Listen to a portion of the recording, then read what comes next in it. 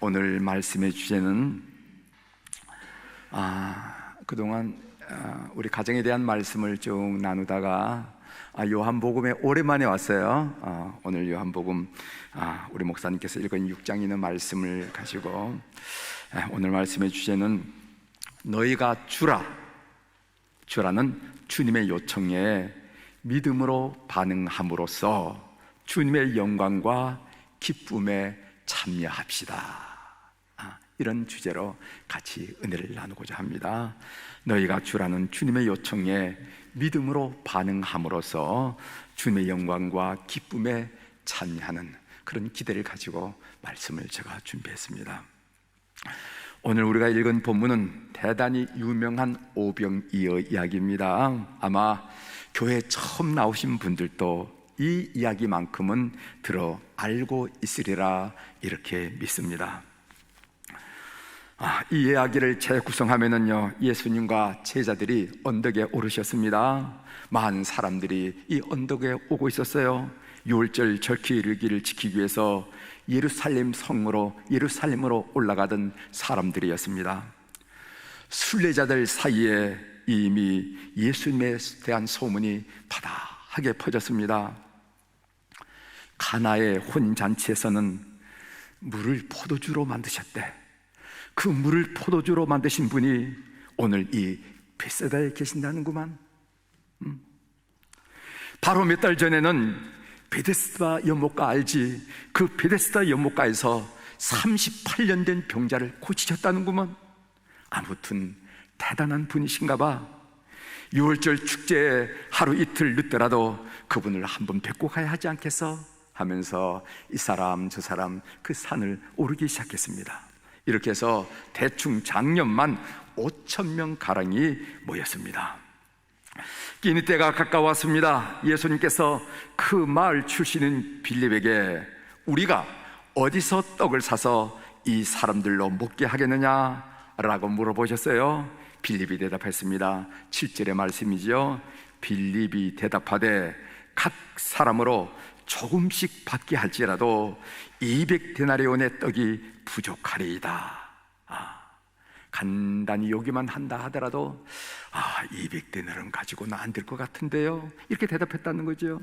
안드레가 대답했습니다. 9절에 보면은 여기 한 아이가 있어 보리떡 5개와 물고기 2마리를 가졌나이다. 그러나 그것이 이 많은 사람에게 얼마나 되겠사옵나이까?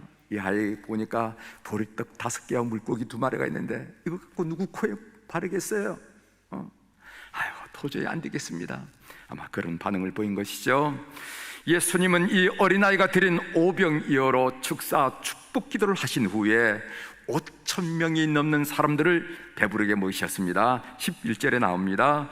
예수께서 떡을 가져 축사하신 후에 앉아있는 자들에게 나눠주시고 물고기도 그렇게 그들의 원대로 주시니라. 이것이 본문의 내용입니다. 여러분들이 신앙생활 하면서 이 오병이어 얘기 많이 들으셨을 겁니다. 그리고 많이 은혜 받으셨죠. 저는 본문을 읽고 묵상할 때 우리 주님께서 제일 먼저 하신 말씀이 저의 마음을 떠나지 않았습니다. 5절의 말씀입니다. 예수께서 눈을 들어 큰 무리가 자기에게 오는 것을 보시고 이르시되 우리가 어디서 떡을 사서 이 사람들을 먹이겠느냐 하시니, 우리가 어디서 떡을 사서 이 사람들을 먹이겠느냐. 사실 이 말씀의 뜻은 너희가 먹을 것을 주라는 것입니다. 우리가 어디서 떡을 사서 이 사람을 먹이겠느냐, 이 말의 뜻은 너희가 먹을 것을 줘, 이 이야기예요. 이 말씀을 묵상하면서 많은 생각을 하게 되더라고요. 우선 예수님은 제자들에게 사람들을 먹일 만한 돈이 없다는 사실을 알았을까요? 몰랐을까요? 이게 생각되더라고요. 예수님은요, 제자들에게 돈이 없음을 알았습니다. 그래서 6절에 보면은 이렇게 말씀하시면 마지막에 시험하고자 하심이라. 이 말은 제자들에게 돈이 없음을 알았다는 것입니다. 그리고 이 예수님이 이렇게 질문할 때 제자들이 어떤 믿음의 반응을 보이느냐, 그걸 보고 싶어 하셨다는 거예요. 제자들에게 돈이 없었음을 알았음에도 불구하고 너희가 먹을 것을 주라고 말씀하신 것은 사실 주님이 그 일을 하시겠다는 겁니다. 그 일을 하시겠다는. 그래 6절 중반절에 그랬죠. 친히 어떻게 하실지를 아시고, 이미 주님께서는 이 일을 어떻게, 어떤 5,000명이 넘는 사람들을 어떻게 먹인 거다 하고 하는 마음속에 계획이 다 돼 있던 거예요. 그러면서 너희들이 먹여라, 이렇게 말씀하셨다는 것이에요.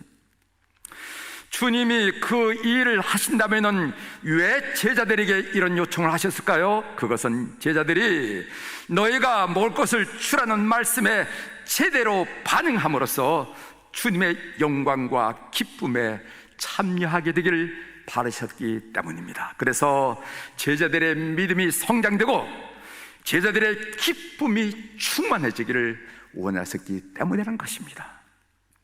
그런데 예수님께서 너희가 먹을 것을 주라 했을 때 제자들의 반응은 무엇이었습니까? 크게 분류하면은 두 가지였죠. 하나는 줄 것이 없다는 것입니다. 빌립이 이렇게 말했죠. 다시 한번 읽어드리겠습니다. 7절 빌립이 대답하되 각 사람으로 조금씩 받게 할지라도 200데나리온의 떡이 부족하리이다. 우리에게는 줄 것이 없다는 것입니다. 빌립의 대답은 계산이 밝고 아주 합리적이었지만은 결과적으로 주님의 시험에 낙제하고 말았습니다. 또 하나는 줄 것이 모자란다는 것입니다. 안드레가 대답했습니다. 오늘 8절 9절의 말씀, 제자 중 하나 곧 시몬 베드로의 형제 안드레에게 예수께 여짜오되 여기 한 아이가 있어 보리떡 5개와 물고기 2마리를 가지고 있나이다. 그러나 그것이 이 많은 사람들에게 얼마나 되겠사옵나이까. 여기 보리떡 5개와 물고기 2마리가 있지만 그것으로는 턱없이 모자란다는 것이었습니다.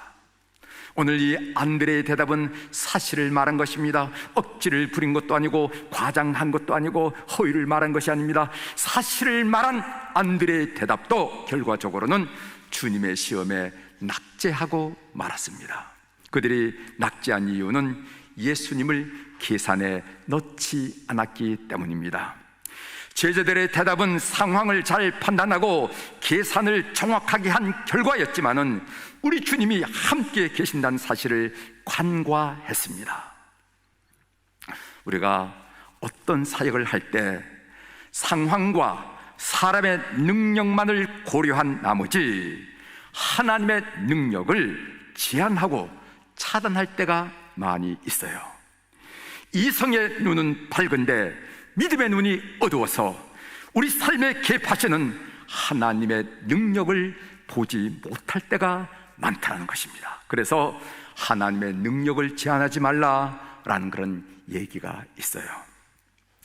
보리떡 5개와 물고기 2마리로 5,000명을 먹인 기적은 예수님이 계시지 않았다면 있을 수 없는 일이었습니다. 11절에 보면은 예수께서 떡을 가져 축사하신 후에 앉아있는 자들에게 나눠주시고 물고기도 그렇게 그들의 원대로 주시니라. 여기 보면은 누가 주어입니까? 누가 주체입니까?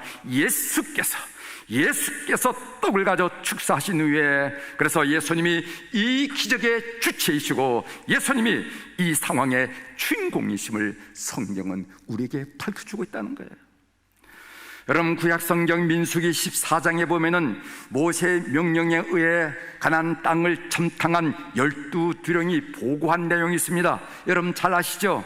똑같은 현장을 보고 왔지만은 보고 내용이 그렇게 다를 수가 없어요. 10명의 두령들은 한마디로 그 사람들과 우리를 비교하면 우리는 메뚜기처럼 보입디다 라고 보고합니다. 여기 나오는 단어 메뚜기라는 것은 열등감, 부정적인 사고, 소극적인 생각, 토피적인 태도를 가리키는 상징어입니다. 이런 메뚜기 사고로는, 그런 메뚜기 의식으로는 절대로 젖과 꿀이 흐르는 축복의 땅 가나안 땅에 들어갈 수는 없습니다.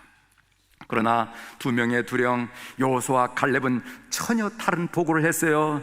그들은 우리의 먹이라, 예전에는 성경에는 개정판에는 그들은 우리의 밥이라 이렇게 얘기했어요. 너는 내 밥이야. 이건 내 밥입니다. 밥이라. 여러분, 문제를 밥으로 보기만 한다면은 문제가 크면 클수록 밥덩어리는 커지는 것이 아니겠습니까? 먹을 게 많아지는 것이죠.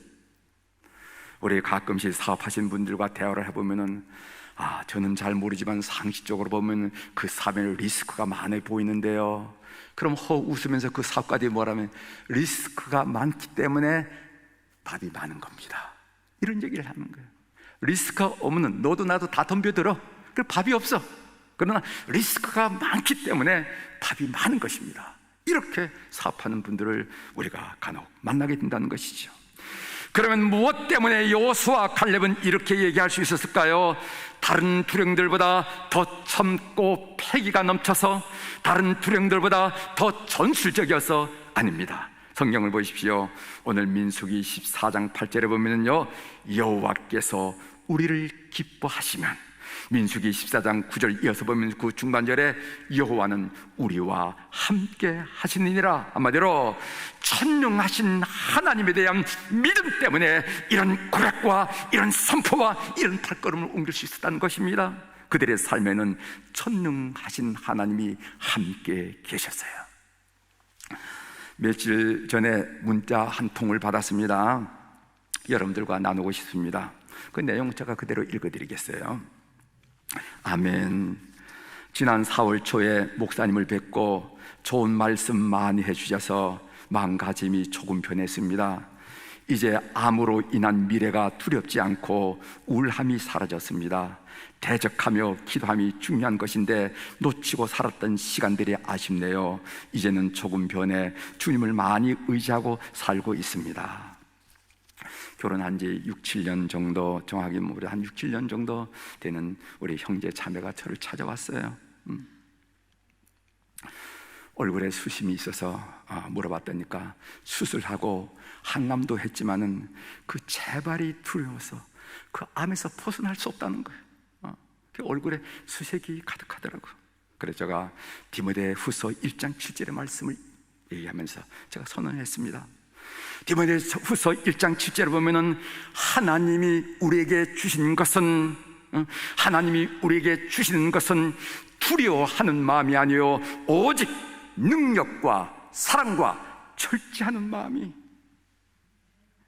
그래서 따라서 너에게 두려움이 있다는 것은 하나님이 주신 것은 아니야. 그렇다면 누가 줬겠니? 사탄이 준 거야. 사탄이 준 거야.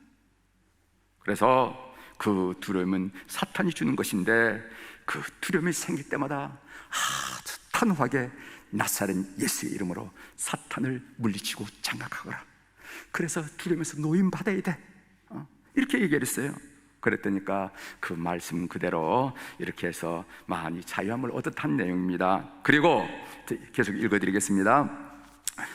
바로 저희 가정에 좋은 소식이 찾아왔습니다. 항암으로 인해 난소 기능이 폐경에 가깝게 AMH 수치가 0.2가 되었는데도 자연 임신이 되었습니다. 그리고 태아비의 작은 태낭 때문에 당연히 유산될 거라 해서 산모 등록조차 미뤘는데, 서울대학병원에서는 폐경 수치에서 임신된 것 자체도 3일 관찰 만에 태낭이 2배로 커져 유산 확률이 적어지고 심음이 들린 것도 모두 기적이라고 했습니다. 의사가 이건 기적이야, 기적이라고 의사가 얘기해. 저희 부부는 창세기 22장 말씀을 토대로 태명을 이레라고 지었습니다. 하나님의 준비하심 예정일이 1월 15일입니다. 저희는 11주에 하는 기형 검사를 따로 하지 않기로 하고 장애가 있더라도 상관없이 낳기로 했습니다. 주님 지으신 그 뜻에는 합당한 목적이 있으리라고 믿고, 또 이를 지으신 이가 그 모든 것을 책임지시고 인도하실 줄 믿습니다. 가장 좋은 때에 가장 좋은 것으로 주실 주님을 신뢰합니다.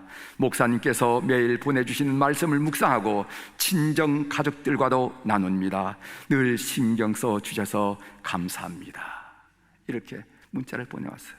사랑하는 교회 여러분, 어떤 상황에서도 하나님을 계산해 넣는 여러분들이 되기를 주의 이름으로 축원합니다.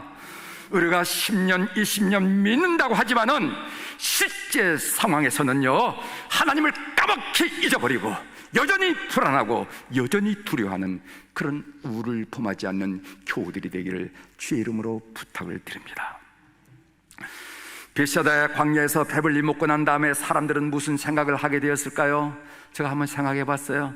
배불리 먹고 사람들은 어떤 생각을 했을까? 세 종류의 생각들이 나오는 것으로 판단이 됩니다. 하나는 후회하는 사람들이 있었을 것입니다. 후회하는 사람들, 그들은 아마 자기 도시락을 싸운 사람들이었을 것입니다. 한 어린이가 자기 도시락인 떡 5개와 물고기 2마리를 내놓을 때 내가 내놓으면 나는 굶어 죽을 줄 알고 자기 도시락을 꼭 쥐고 있었던 이기적인 사람들이었겠지요. 그들은 그제야 이렇게 상황이 될 줄 알았으면 내 도시락을 드릴 것라고 생각했을지도 모릅니다. 먹지 못하고 남겨둔 차가운 도시락이 그렇게 수치스러울 수가 없었겠지요. 그러나 시간은 지나갔습니다. 두 번째로 민망해하는 제자들이 있었을 것입니다. 그토록 예수님을 따라다니면서 주님께서 베푸신 갖가지 표적을 보고 놀라고 감탄했었겠죠. 그런데 그것을 볼 때뿐이었고 정작 문제가 자신들에게 닥쳤을 때에는 세상 사람들과 조금도 다를 바가 없었습니다. 제자들은 기대에 못 미치는 믿음으로 힐끗힐끗 주님의 눈치를 보면서 민망해 했을 것입니다. 세 번째로는 행복해하는 한 아이가 있습니다. 그날의 영웅은 보리떡 5개와 물고기 2마리를 선뜻 내놓은 한 어린이였습니다.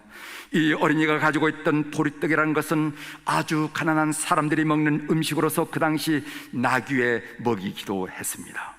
여기 물고기란 것은 마태복음, 마가복음, 누가복음이 다 이 사건을 기록하고 있는데 마태, 마가, 누가에서는 이 시랍으로 익투스라 하는 표현을 썼는데 우리가 읽은 이 요한복음에서는요 옵사리온이라 하는 그런 시랍으로 다르게 표현했음을 보게 됩니다. 그런데 이 옵사리온이라 표현되는 이 물고기는 어떤 것이냐면은 어부가 고기를 잡으면은 상품 가치가 큰 고기는 거둬들이고 가치가 없는 작은 고기는 해변에 버리는데 그 버리는 고기를 옵사리온이라 한다는 것이죠.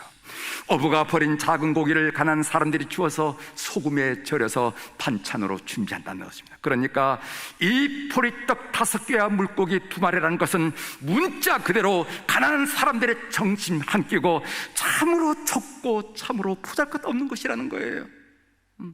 주님께 들려진 이것은 참으로 보잘것도 없고 참으로 적은 것이야. 상상해 보건대 5,000명을 먹이신 다음에 우리 주님께서는 그 어린이를 사람들 가운데 앞에 세워놓고 이렇게 말씀하셨을 것입니다. 여러분이 오늘 배부르게 먹게 된 것은 이 어린이가 자기의 정신 도시락을 내놓았기 때문입니다. 여러분도 보셨지요? 이 어린이의 헌신으로 위대한 표적이 나타났습니다. 이 세상은 없어질지 모르지만은 이 어린이가 행한 헌신의 이야기는 성경에 기록되어서 가고 오는 시대에 감동을 줄 것입니다.